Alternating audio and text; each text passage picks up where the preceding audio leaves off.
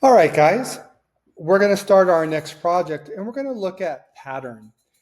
And pattern is actually a really surprising, exciting way to alter your artwork.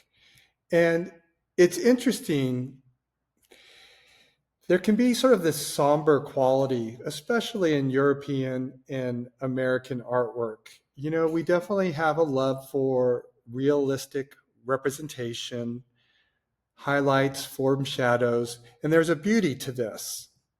You know, using a very limited color palette, very restrained, and the beauty comes from the drawing, the shading, the incredible set of skills. And yet, there's another way to be an artist and to really celebrate color and pattern and repetition. And that kind of work can transform how you work. I think very much in high school, we can get kind of stuck into trying to draw realistically and lose sight of the excitement that we can create on the paper by using pattern.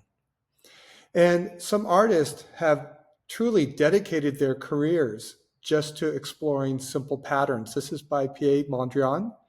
He did these simple grid-like paintings, so much so that he would even limit himself to the primary colors of red, yellow, and blue, and then he would also use black and white. But pattern is just an incredible form of art. It's also big business. If you like creating patterns, who knows? You could truly become a designer of wallpaper, fabrics.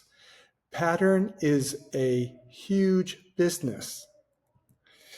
And so there's so many ways to incorporate pattern into your artwork. You could even argue that the way Vincent van Gogh used his brushstroke, he was introducing this idea of pattern, the energy of pattern. And so that's what we're going to explore for the next few projects. So what I'm going to have you do is create 8 patterns. And so you're going to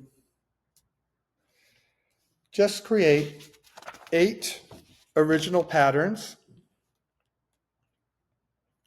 And we'll talk about a few of the things I'm looking for. So firstly, I'm going to move these out of the way. And you are going to start with the paper you have at home. And so it's the large sheet of paper, and it's 12 inches by 18 inches.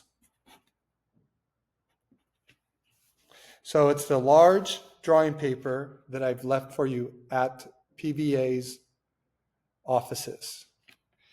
And then I want you to divide this large sheet of paper into 8 rectangles. And so the way you'll do this is you can take it and you're going to do one horizontal fold. So I'm going to fold that down the middle. And if I were to open that up, you can see how that center seam corresponds with this center seam. So I did one horizontal fold. I'm going to fold that just back down.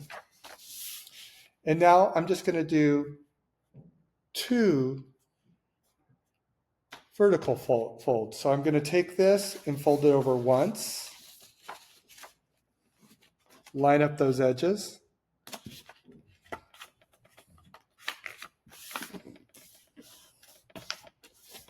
And with it still folded, I'm going to fold it one more time.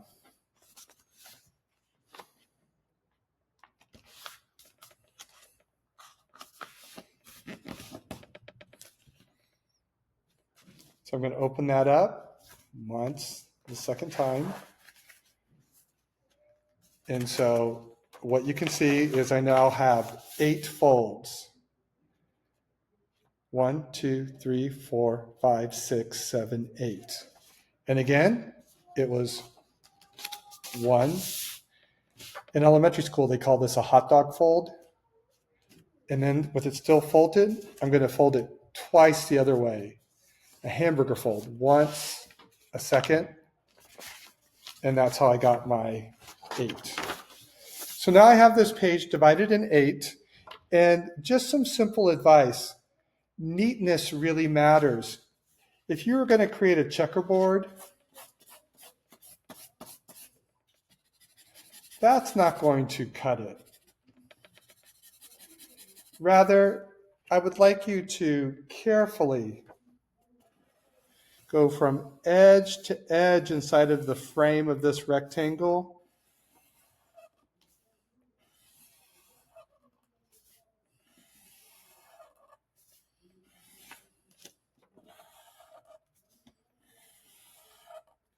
You can even use a ruler. So again, that idea of neatness. Another thing I'd like you to consider is contrast and value. Here's a page of nice patterns. But what I don't like about this project is it basically looks like lines on a white sheet of paper. What I'd like you to do is have some patterns that are dark, some patterns that are light, some patterns that are full of color. Don't just give me a sheet of white paper that you decorated. Rather, really transform the project.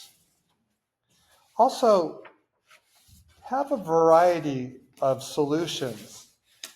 What I don't want is a page of different checkerboards. Experiment with circles, triangles, diamonds, wavy lines, straight lines. Really look for that opportunity to be creative. You can put little drawings inside of it, spirals. So there's so much you can do.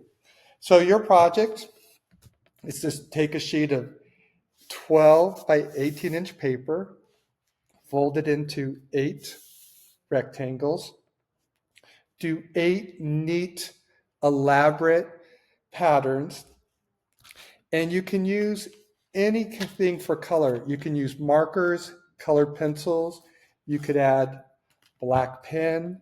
If you have a Sharpie at home, you can add that. And I look forward to seeing sort of this celebration of colors through your project.